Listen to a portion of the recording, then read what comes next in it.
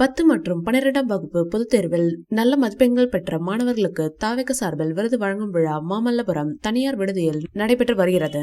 முதல் கட்டமாக 88 தொகுதிகளை சேர்ந்த 600 மாணவர்களுக்கு விருது வழங்கப்பட உள்ளது. இந்த நிகழ்ச்சியில் பேசிய தாவேக தலைவர் தளபதி விஜய், ஒரு படிப்பில் மட்டும் அதிக முக்கியத்துவம் கொடுத்து அதில் மட்டும் சாதிக்க வேண்டும் என்ற அழுத்தம் தேவையில்லை.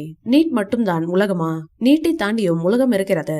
அதில் கற்றுக்கொள்ள விஷயங்கள் நிறைய இருக்கிறது. நீங்கள் அனைவரும் ஜனநாயக கடமையை சரியாக செய்யுங்கள். அது ரொம்ப எளிமையான விஷயம். இன்று நடந்த விழாவில் தளபதியின் மனைவியான சங்கீதா கலந்து கொண்டுள்ளார். அதாவது அவர் அரங்கத்தின் கடைசியாக அமர்ந்துள்ளார். தளபதி பேச்சை அசந்து பார்த்த சங்கீதா கண்கலங்கி பார்த்துள்ளார். அவர் வந்தவுடன் அரங்கம் அதிர்ந்தது.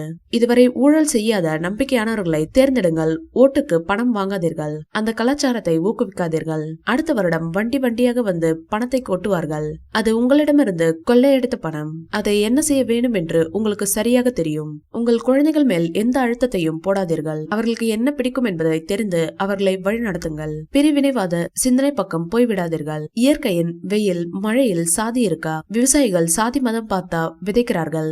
போதைப் பொருட்களை ஒதுக்கி வைப்பது போல் சாதி மதத்தையும் ஒதுக்கி வைத்து விடுங்கள்.